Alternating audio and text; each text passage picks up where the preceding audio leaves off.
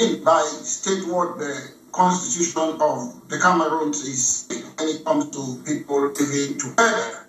It talks about proud of our linguistic and cultural diversity. It talks about one and the same nation with the same identity. It talks about to build our fatherland on the basis of fraternity, justice, and progress. So what is echoing from Biya? It's people who are saying things that are illegal, illegitimate, and unconstitutional. I would like to read something that comes, a quote from Mr. Paul Biya, which I have my copy of Living Together when I was in Cameroon. This is what President Paul Biya said. I'll read. On this call, I wish to remind our compatriots in this region, but also to those other 8 regions of Cameroon, that marginalisation, exclusion, stigmatization have never guided the work of the various governments that are formed since I became president of our country. That is President Paul Biya's quote. And you look at the constitution. So to me now, it is time to act. Mr. Biya have heard what people are echoing from some parts of our territory, because it is widely said that those who are silenced when others are oppressed are guilty of oppression themselves. So those who are silenced when other people are being stigmatized act to be seen as foreigners in their own country. And if the government keeps quiet on this issue, then the government will be guilty of promoting this. I should make this clear. I heard from that region they call Southwest region. I don't look at it as a Southwest peace and development conference. Why? To be a member or a person from Southwest is not necessarily somebody living in Cameroon. There are people in other parts of Africa and the world who are from that region. We were not invited. But when I look at the people who are talking there, most of them, they have one thing in common. They come from where? From the same political party, or they are supporting but later, these are people who know the law. They know the law. Somebody like Senator Mbelamoki Charles, Professor Eno Orok George. These are very renowned Mr. Lasha, Cameroonians. Yes. Because I'm a lawyer doesn't mean I know the law. We have certain things we call professional development courses. Every time you have to do those things because the law changes. I don't know if they read the law or whatsoever. So why should this, in whose interest are these people making these comments? Before I go there, to whose interest, there's something I should make to you. These people are against other Cameroonians. But let me tell you something. We heard recently of what? Savannah Energy. They are talking about people coming to take their resources. People who are taking our resources are what? Savannah Energy. They own 31% of indirect interest in export transportation in Cameroon. And the people who work in Savannah Energy, the chairman is from this country.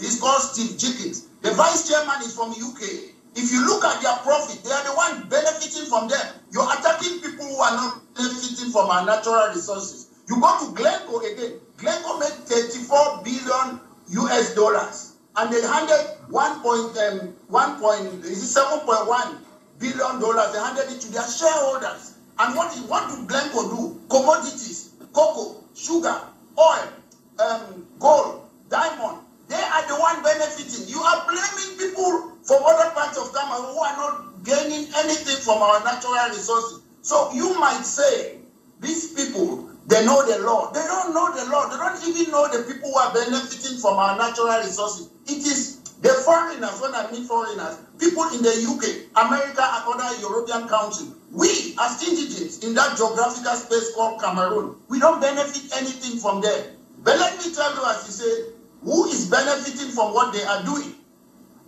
It is a system of divide and rule. It's not only in the Southwest region. Whether you go to the South, where Mr. Biya comes from, you go to the Northwest region. The people, some people, if you look at those people who are preaching xenophobia or whatever, you look at most of them, they are from the same political party. They go around preaching hate so that one region should hate another region.